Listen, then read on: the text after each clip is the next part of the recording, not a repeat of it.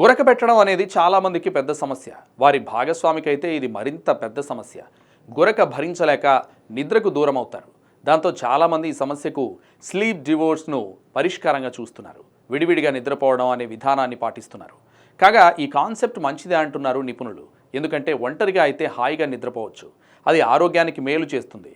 Sleep divorce వల్ల భార్యాభర్తల మధ్య ఆరోగ్యకరమైన సంబంధం ఏర్పడుతుందంటున్నారు మానసిక విశ్లేషకులు. నిద్రలేమి మూడ్ను దెబ్బతీస్తుంది. భాగస్వాములతో ఎక్కువ గొడవపడుతుంటారు. ఆరోగ్యానికి సంతోషానికి రాత్రి సమయంలో మంచి నిద్రపోవడం ముఖ్యం. తామిద్దరం బాగుండడానికి వేరువేరుగా నిద్రపోవాలని భార్యాభర్తలు నిర్ణయించుకోవడంలో ఎలాంటి ఆశ్చర్యం లేదు. అయితే ఒకరు దీనికి సుముఖంగా ఉండి మరొకరు వ్యతిరేకతతో ఉంటే ఉపయోగం లేదు. దీనివల్ల ఒకరిపై ఒకరికి కోపం పెరుగుతుంది. కొంతమంది ఒంటరిగా నిద్రపోవడానికి ఇష్టపడరు. ఇది వారికి బాధ కలిగిస్తుంది. అలాంటప్పుడు ఇద్దరికీ ఆమోదయోగ్యమైన దానికోసం వారు ఆలోచించాలి. ఇద్దరూ కలిసి ఓ అభిప్రాయానికి రావాలి. ఏదేమైనా స్లీప్ డివోర్స్ విధానం కొన్ని దేశాల్లో పెరుగుతోందని అధ్యయనాలు తెలియజేస్తున్నాయి.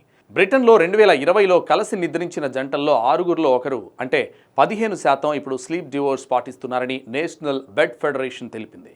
వారిలో ప్రతి 10 మందిలో 9 మంది అంటే 89% వేర్వేరు గదుల్లో నిద్రిస్తున్నారని తెలిపింది.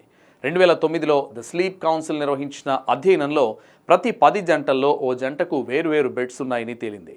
ప్రస్తుత పరిస్థితులు గమనిస్తే గడిచిన దశాబ్ద కాలంలో వేర్వేరుగా నిద్రపోయే జంటల సంఖ్య దాదాపు రెట్టింపు అయిందని ద నేషనల్ బెడ్ ఫెడరేషన్ విశ్లేషించింది. ఎవరు ఎక్కడ నిద్రపోతున్నారన్న విషయానికి వస్తే మంచి నిద్రపోవడానికి ఎక్కువ మంది ప్రాధాన్యత ఇస్తున్నారు.